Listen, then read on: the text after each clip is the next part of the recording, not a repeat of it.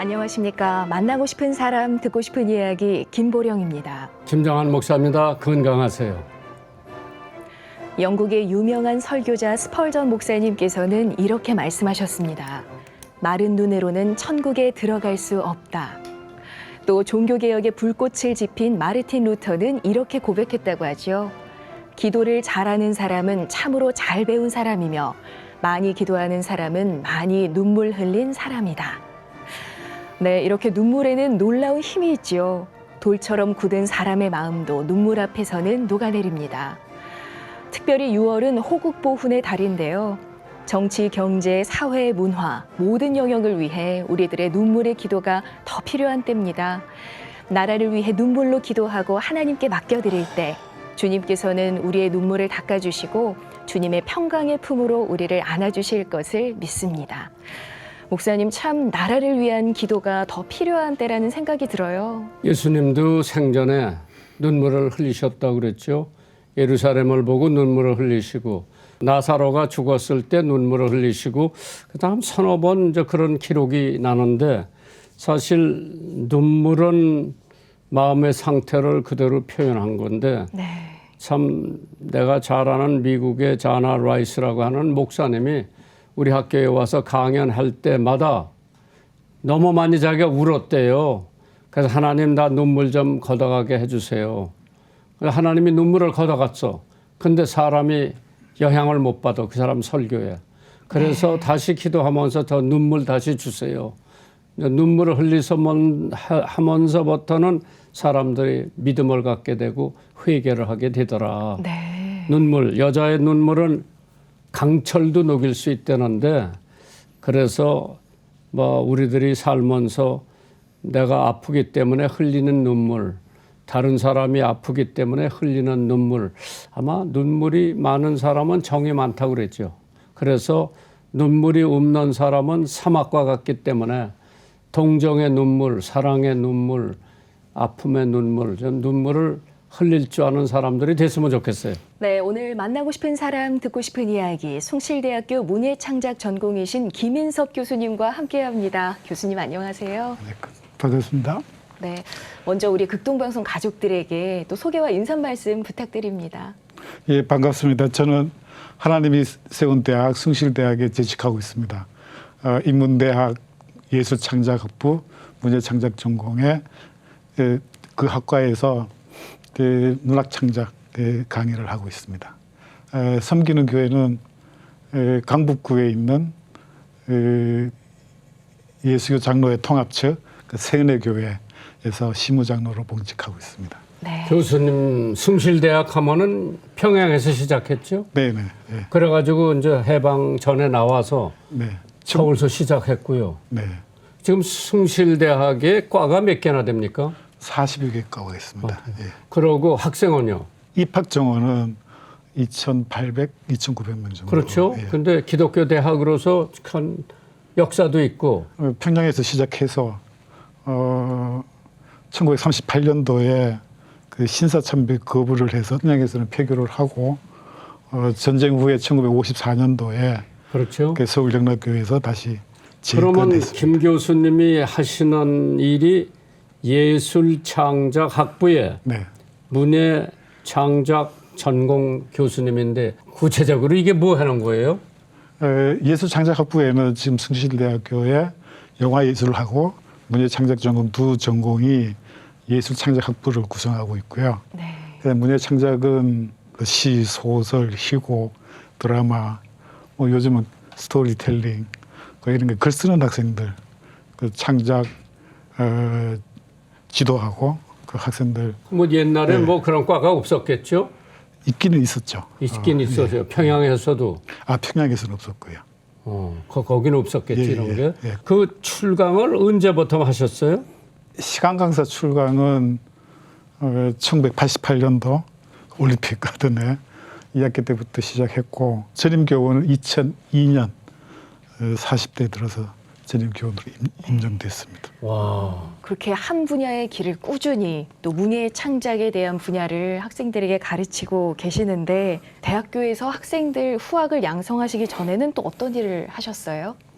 석사 대학원을 당시는 한국정신문화연구원이라고 했는데 거기 부속대학원, 지금은 한국학대학원입니다.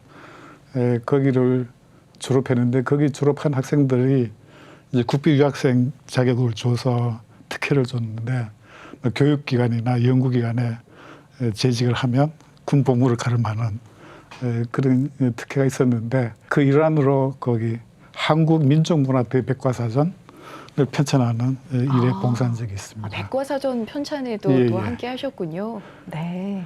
그 백과사전 편찬하면서 제가 아무래도 문학 전공이니까 그 백과사전이 방대하거든요. 거기 항목이 6만 5천 항목이 되고 필진이 각계 전문가 4,000명 여러 가지 글이 들어오는데 국가에서 편찬하는 사업이니까 그 독자들을 생각해서 대한민국에서 이제 고등학교를 졸업한 국민이면 자연스럽게 읽을 수 있는 문장 통일을 해야 되는데 그 중책을 제가 좀 감당했었습니다. 숭실대학하고 사실 저희가 좀 가까워져야 되는데 지금은 이제 오정현 목사님이 이사장이 되시고 네. 교수님께서는 중간에 신문방송학 교수도 4년 동안 하셨다는데. 신문방송학 교수가 아니고 학교에 신문방송국이 있어요. 네. 거기 이제 주한 교수를 했습니다. 그 신문방송국에는 이제 국자신문도 있고 그럼 그 방송을 합니까? 교내 방송도 하고 예. 신문 제작도 하고 예. 그러니까 교내 방송은 라디오 방송을 하고요. 그다음에 이제 그 뒤에 생겼는데 인터넷 방송도 있고 학교 내에 방송국이 있구나. 그 학생들이 운영하고 운영하나? 있는. 네네. 그러면 그 방송은 거기서만 듣나 학교만?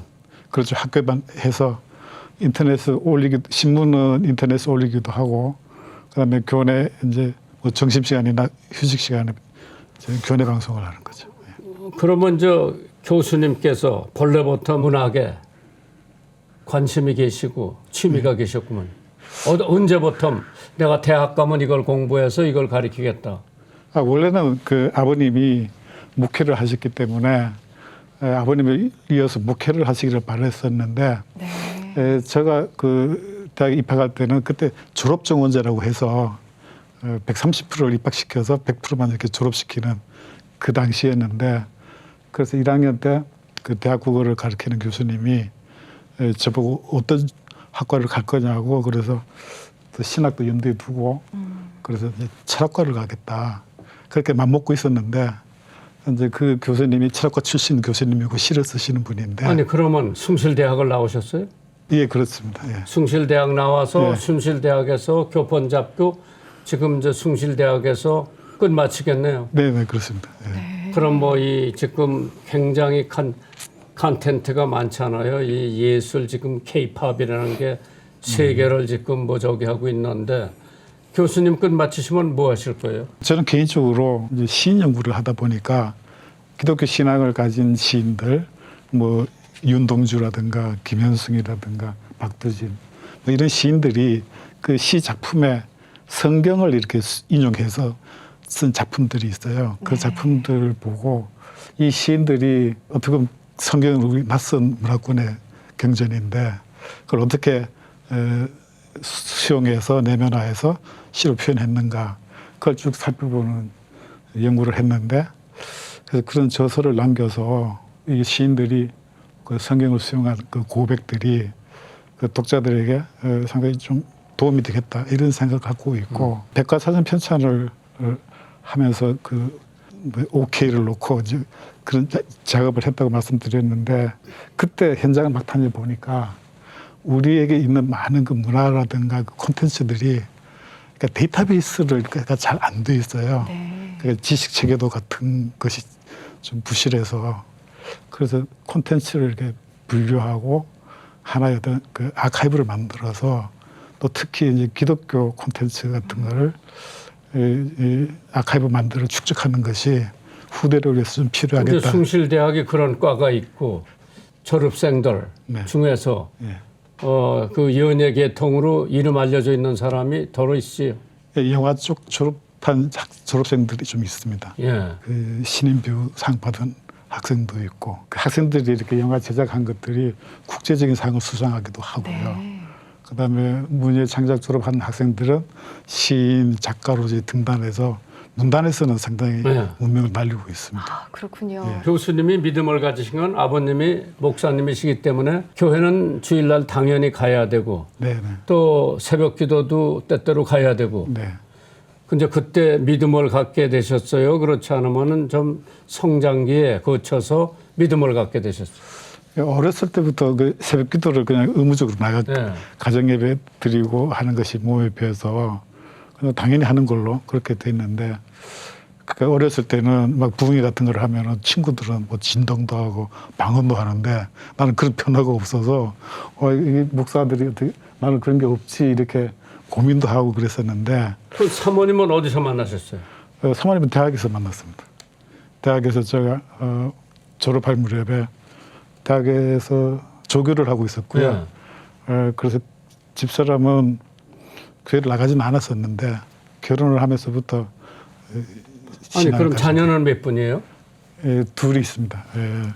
아들 하나, 딸 하나 있는데 아들은 그 대안학교를 나와서 막 드럼 그 치는 걸 그걸 즐겨가지고 제가 대학에서 인문학을 좀 공부를 해라 했더니 나중에 요즘은 다시 제가 가고 싶어서 철학과의 대학원에서 지금 공부하고 있고 딸은 불어 불문학을 해서 박사를 수료하고 있습니다. 그래서 딸은 그 집사람하고 더불어서 교회에서 그 중등부 교사로 저기 열심히 헌신하고 있습니다. 아니 그러면 적어도 예술 계통에 아버지가 그런 걸 했기 때문에 뭐 자녀들 가운데 나도 아버지처럼 예술 계통으로 나가야 되겠다. 그것하고는 별 상관이 없더라고요. 본인들이 하고 싶은 문학은 다른 문학을 하려고 했는 문학을 하고 한 셈이고 아들은 막 음악 좋아하고 드럼을 치고 그러다가 자기 책 읽는 걸 좋아해서 철학 전공을 하고 있는데 제가 별로 큰 영향을 못 준 것 같습니다. 그래도 또 아버지를 닮아서 또 음악과 예술과 문학에 또 이렇게 두각을 나타내는 자녀분들의 이야기 이렇게 말씀을 해주셨는데요. 네, 앞서서 그 새은혜교회 장로로 섬기고 계신다고 말씀 네. 주셨지요. 네, 네, 네. 교회 자랑도 좀 해주세요. 교회 자랑은 제가 담임 목사님을 정말 존경을 합니다. 모든 성도들이 담임 목사님 존경하는데 저는 특별히 존경하는 것이 그 목회를 제가 옆에서 보면 그 혼신의 힘으로 합니다. 그러니까 그 시간도 뭐 쪼개서 아껴서 쓰시고 뭐 설교 말씀뿐만 아니라 기도하는 그 말씀이나 기도하는 자세가 언제 한번 우연히 이렇게 막 눈물을 흘리며 통회를 하면서 기도하는 모습을 본 적이 있는데 정말 아들이 아버지한테 막 그 간구하고 요청하고 그래서 저렇게 마음을 찢는 기도가 저런 것인가 그런 생각도 하게 됐는데 어떤 것이든지 아무리 사소한 것도 정성을 다해서 최선으로 해야 된다라고 하는 그런 방침이나 이런 것들이 신앙도 많이 도움을 받고 그 사는 자세에서도 많이 도움을 근데 받습니다. 작년에 장로 장립 피택을 받으셨네요. 예, 작년에 장로님이 되셨죠. 22년도입니다. 저작년이죠. 예. 재작년에. 예. 그러면은 그 교회 나오신 지 오래됐네요. 2006년도부터 새은혜 교회를 나갔습니다. 네. 예. 그럼 아버님이 목회하시던 교회 어려선 다 댕겼고 네. 언제까지 댕기셨어요? 아버님 교회. 대학교를 서울 올라오면서 그때부터는 서울에 있는 교회를 다녔고 고등학교 때까지죠. 예. 네. 그래서 아버님이 그 지방에 그 경북 뭐 영주, 봉화, 안동 이쪽으로 이렇게 여러 군데 옮겨 다니면서 목회를 하셨어요. 예. 그래서 저도 초등학교 때나 이렇게 중학교 때는 여러 군데 옮겨 다니고 그렇게 신앙생활을 했습니다. 앞서서 사모님과 대학 때 처음 만나셨다고 말씀해 주셨는데, 네, 그때는 사모님께서 아직 그 예수님을 믿지 않는 상태라고 하셨잖아요. 네. 네, 그러면은 우리 교수님께서 이제 신앙의 길로 이제 전도하고 인도하셨을 텐데 네. 과정에서 어려움은 없었나요? 결혼을 하면은 목사 자부가 되는 거니까 목사 자부는 신앙을 가져야 되고 세례를 받아야 된다라는 조건을 얘기하니까 뭐 열심히 그때부터 교회 출석하고 그래서 그 제대로 그 신앙을 이렇게 받아들여서 저보다 더 열심입니다. 아, 그래서 그러시군요. 네. 결혼하면서 그 예수님을 영접하는 그런 은혜가 있었습니다. 근데 아버님으로서 아들이 철학과를 다닌다. 전과를 하라고 그러시진 않았어요? 아니 철학과를 가고 싶었는데 나중에 신학을 하려고 그러게. 그 과정에서 아버님도 되게 좋아하셨죠. 근데 문학으로 전공을 바꾸니까 상당히 이제 생각이 달라지신 거예요. 그래 우리 목사들은 뭐 철학은 해야 되고, 네. 예, 뭐 문학도 하면 좋고 역사도 해야 되고 그러면 이제 가정에서 자녀 교육 때문에 사모님하고 혹시 옥신각신한 적이 있어요? 신앙상으로는 그런 트러블은 없었고요. 진로를 진학을 어떻게 해야 되는가 그런 거에 대해서는 조금 이견이 있었고 큰 트러블은 없었습니다. 그 새 은혜 교회를 다니시면서 야 우리 교회는 이런 게 좋다. 담임 목사님 이제 목회 방침이 복음과 문화로 다음 세대를 기른다. 다음 세대 기르는 걸 역점 두시고, 그다음에 교회 모토가 세상을 아름답게 하는 당당한 교회, 하나님을 기쁘시게 하는 겸손한 교회, 이게 모토로 있고, 그래서 받은 은혜를 세상으로 이렇게 흘러들게 한다. 그래서 우리 교회가 이제 분규가 있었는데 뭐 여러 대학으로 이렇게 옮겨 다니면서 예배를 드릴 때 그때 이름이 새물결 세은혜 교회였어요. 뉴 웨이브. 그러니까 우리가 받은 은혜를 세상으로 이제 힘차게 흘러들게 하는 교회다. 네. 그래서 그 방법은 뭐 교회 사역을 통해서 하는 방법도 있고 성도들이 각자 자신의 삶의 현장에서 신실한 믿음 생활을 했을 때 자연스럽게 복음이 전파되지 않겠는가. 그래서 그 하나의 뭐 어려서부터 아버님 쫓아다니면서 교회 나가셨다면 그때 성탄절에 연극도 했죠? 네. 학생들이. 예. 그래 뭐 무대 장치도 열악하고 뭐 혼입을 하나 이렇게 해놓고 가렸다가 안 가렸다가 그러고 애들이 그렇게 연극하고 그러는 걸 좋아해요. 네. 크리스마스 때. 네. 또 음악하는 애들은 뭐 크리스마스 칸타라로 하고 그러는데 그러면 교수님께서 교회 다니고 청년 때 그 교회에서 그런 것 좀 하셨어요? 그 절기 때 그런 행사들 해서 뭐 크리스마스 트리를 만들려고 산에 올라가서 소나무뼈 오어서 설치하기도 하고 했는데 자라날 때 가장 제가 기억에 남는 거는 중고등부 학생들한테 그렇죠. 설교 대회를 시킨 적이 있었어요. 그러니까 설교를 듣기만 하던데 이제 설교자 입장에 대해서 이제 설교를 이제 경시대회처럼 냈는데 정말 어떻게 얘기를 해야 되는지 막막한데 원고를 만들고 한번 설교를 하고 나니까 그다음부터는 그 아버님 설교시면 설교를 훨씬 더 이렇게 경청하게 되고 예배에 집중할 수 있었던 그런 기억이 있습니다. 네. 교수님은 뭐 극동방송 좀 드문드문 들으세요? 예, 설교도 갈 때 그 5시에 이렇게 시작하는 그 기도회 있잖아요. 그게 자동차. 이제, 예. 네. FEBC 새벽 예배, 예, 새벽 예, 방송 예, 예. 많이 청취하시는군요. 예, 네. 그게 이제 북한까지 가는 거잖아요. 맞습니다. 앞서서 신앙에 대한 이야기를 우리 교수님께서 많이 해주셨는데요. 또 오랫동안 신앙생활 해오셨으니 특별히 마음에 새기고 있는 성경 구절이 있을 것 같습니다. 어떤 구절을 특히 좋아하세요? 예, 그 데살로니가전서 5장 16, 17, 18절 그걸 제가 늘 기도 마칠 때마다 그 마지막 간구 기도 내용이기도 한데 그 기뻐하라라는 것이 이제 우리 구원받고 삶 자체가 기쁜 거잖아요. 네. 근데 매일 일상생활에서 매일 그렇지는 못한 것 같고 그래서 제가 매일 그 새벽에 이렇게 기도를 마칠 기도할 때 내가 정말 얼마나 오늘 내가 기뻐하는 마음이 생기는가 그게 내가 구원의 은혜를 내가 다시 느끼고 있고 또 주님과 함께 하고 있다라는 그 하나의 바로미터처럼 생각을 해요. 그 기뻐하는 것이 강도에 따라서 그 기뻐하면은 기도하게 되고 감사하게 되는데 그래서 저는 항상 기뻐하라는 그 말씀을 어떤 제 신앙생활의 하나의 어떤 그 온도계처럼 그렇게 좀 생각하고 있습니다. 네. 교수님이 제일 좋아하는 찬송가가 뭐예요? 그 384장 그 나의 갈 길 다가도록 나의 갈 길 다가도록. 그런데 그게 제 결혼식 때 부르던 찬송입니다.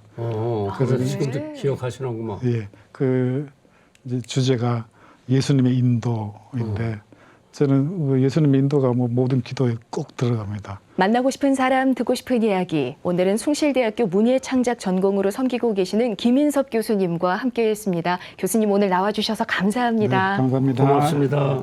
네, 한 주간도 주님 안에서 평안하시기 바랍니다. 만나고 싶은 사람, 듣고 싶은 이야기. 저희는 다음 주 이 시간에 다시 찾아뵙겠습니다. 감사합니다.